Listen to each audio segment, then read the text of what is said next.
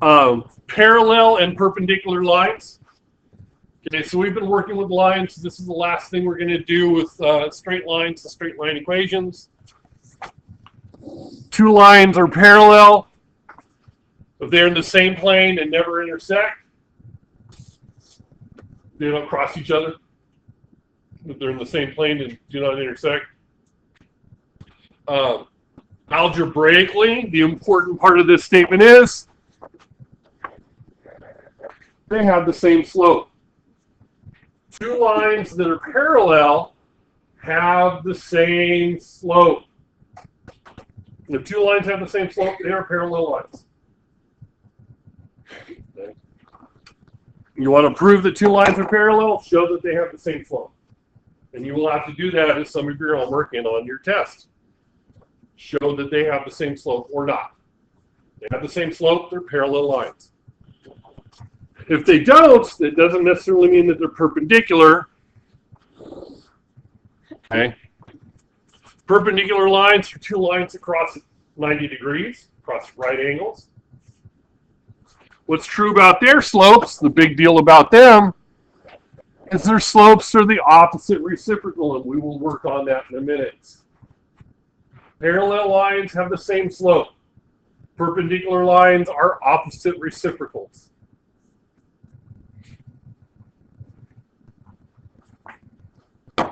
And what does it mean to be opposite reciprocals? You flip the fraction and change the sign.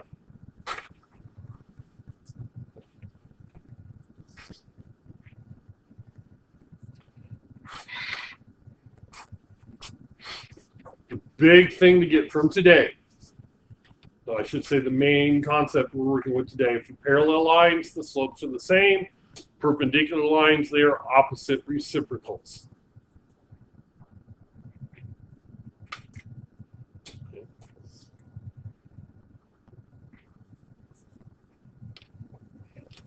So,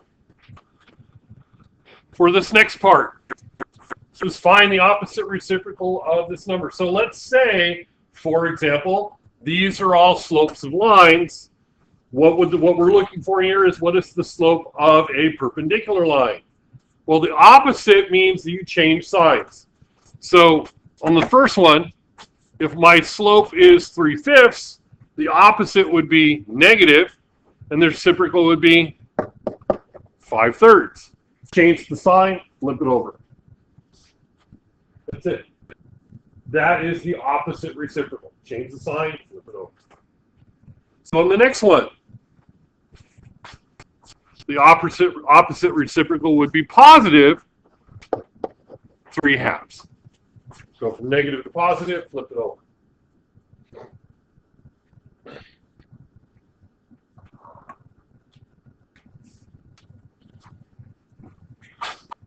So what's -4 written as a fraction? Because to find the reciprocal, I want to write it as a fraction. -4/1. So if I want the opposite reciprocal, what do? I flip it over and I change it from negative to positive, so it would be 1/4. What about the next one? -1. What's the opposite reciprocal of -1? Positive 1. Yeah. 1/1. Flip it over, you get positive 1/1. Okay. Do the 4 on the bottom. Find those.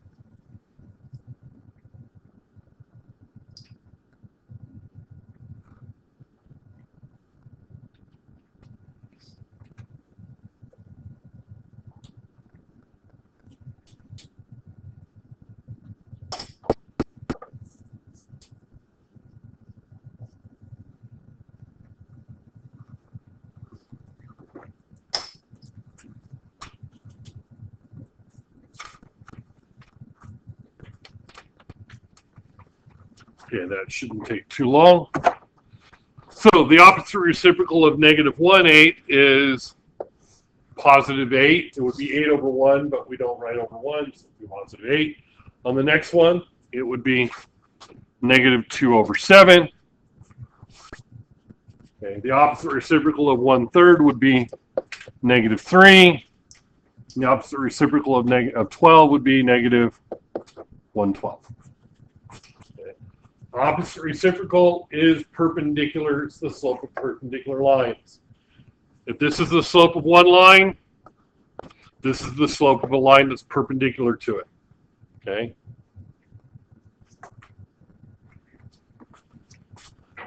Example number 1, writing the equation of a parallel line. So I want to do this in the slope-intercept form. So the first thing I need to do is identify my slope. What is the slope going to be? What's the slope of this line here? 2/3. The slope of this line is 2/3. What is the slope of a parallel line?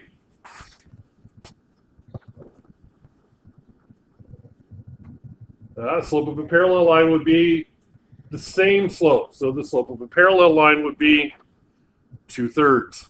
So the slope of my new line, my new slope would be 2/3 as well. Okay? So that's your first thing you have to do is what's the slope of my line going to be? That's the hard, to me, that's the hardest part of doing this problem. Now,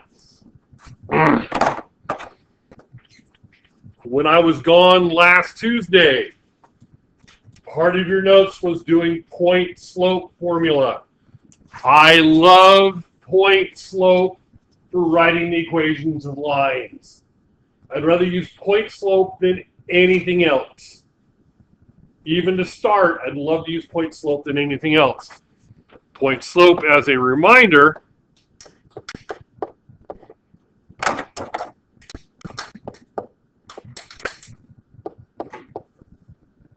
looks like this.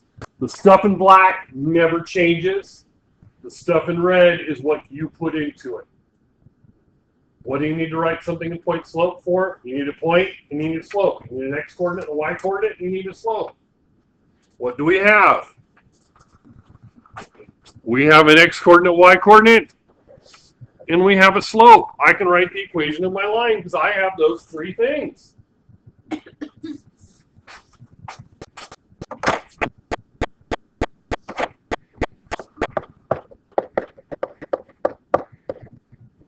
I just fill in the appropriate blanks. So the number that goes here is my y-coordinate. What's my y-coordinate in the point I'm dealing with? 5, because point's 12, 5. Remember, it's x-coordinate, y-coordinate. Coordinates always come in alphabetical order. X before y. My y-coordinate's 5, so I put 5 here. What's my slope? 2/3. What's my x-coordinate? What goes here?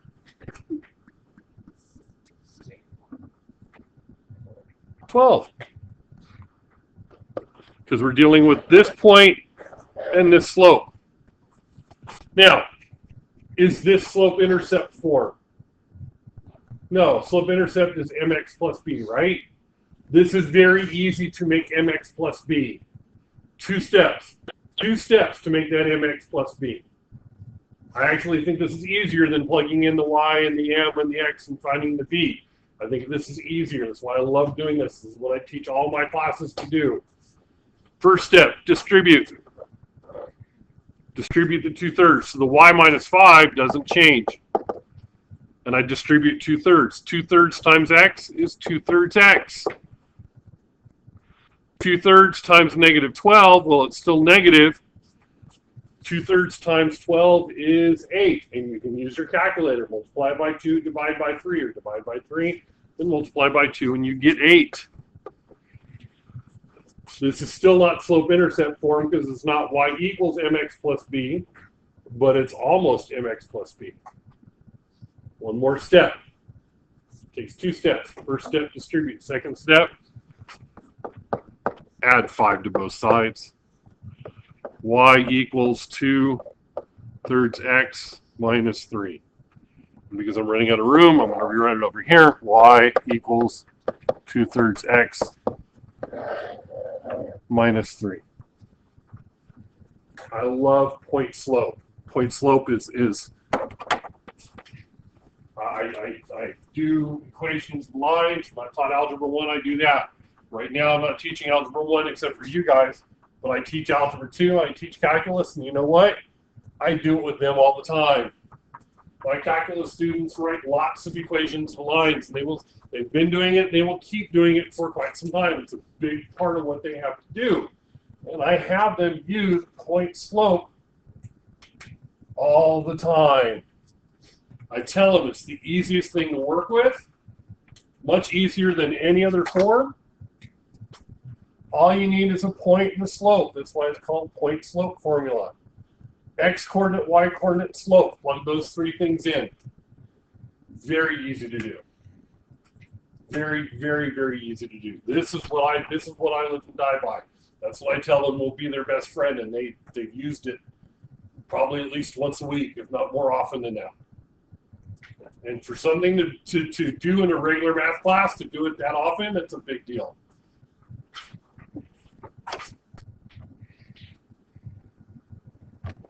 There you go. Okay. Problem 2, classifying lines. What they want to know here is, are the two lines parallel?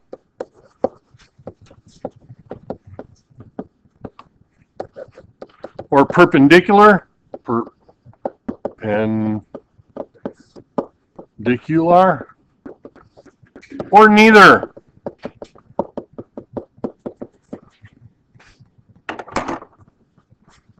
Lines are always going to be one of three things: perpendicular, parallel, or neither. And I want to know, which ones are they? What I want to do is I want to find the slope of each line. The one on the right, very easy. The slope of the one on the right is 4/5. Slope on the left is a little bit harder. I need to get it y equals. How do I get y by itself? Divide by what? Divide by 4. Divide by 4. Divide by 4. Divide by 4. Divide everything by 4. This gives me y equals -5/4 x plus 3. If it does not go in evenly, that's okay. If it doesn't go in evenly, leave it a fraction. We're okay with that. Don't be afraid of fractions. They may not be our friends, but we don't have to be scared of them either. Okay. So the slope of this line is what's in front of my x, or -5/4. So I need to compare these two numbers. Are they the same? Yeah. No, they're perpendicular. -5/4, +4/5 are the same number. No, they're not the same number. They're not the same. They're not parallel. Are they opposite reciprocals? Yeah, they're opposite reciprocals. Then it's perpendicular. If it's not the same, if they're not opposite reciprocals, then it's neither. Perfectly honest, most lines are neither. However, on your homework, because it's written this way, most of them will either be parallel or perpendicular. You might have a few that are neither, but most of them will be one of those two. Okay. Question on that one. That will be part of your homework, and that will also be on the test, I'm sure. Okay. Writing the equation of a perpendicular line. Okay. Once again, the hardest part is identifying what your slope is going to be for your new line. What is the slope of the line that's here? What's the slope for this line here?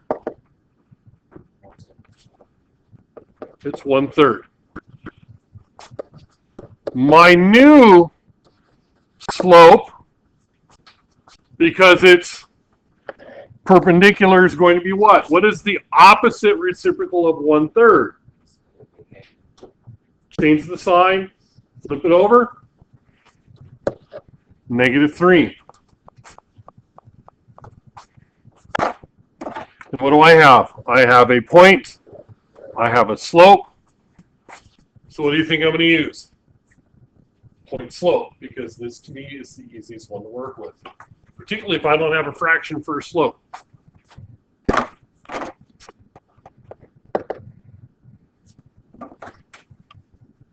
So I have y minus equals, and then I have x minus, and I fill in the blanks appropriately. What goes here? What's the y coordinate I'm dealing with?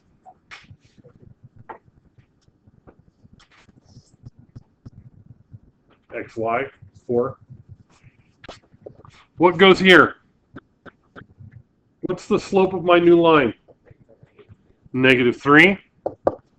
What is my x coordinate? 2. Now, do any of those look like that? No. But because these are all y equals. So, first thing I'm going to do is I'm going to solve for, I need to solve for y. So what do? Is I distribute the -3. Y minus 4 equals -3, because -3 times x is -3x. -3 times -2. What's -3 times -2? Forgot the x. Plus 6. And then I need to add 4 to both sides. Get y equals -3x.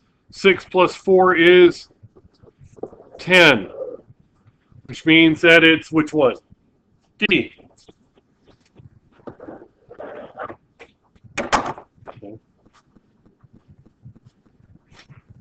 I love point slope. It's really, really easy to rearrange. It is. To me, it's the easiest one to work with. It's the easiest one to rearrange to make it look like you want to make it look. You have 3 things: x coordinate, y coordinate, and slope. You plug in the x coordinate, the y coordinate, the slope where they belong. And then it's very easy to rearrange. Very easy to rearrange. I think it's easier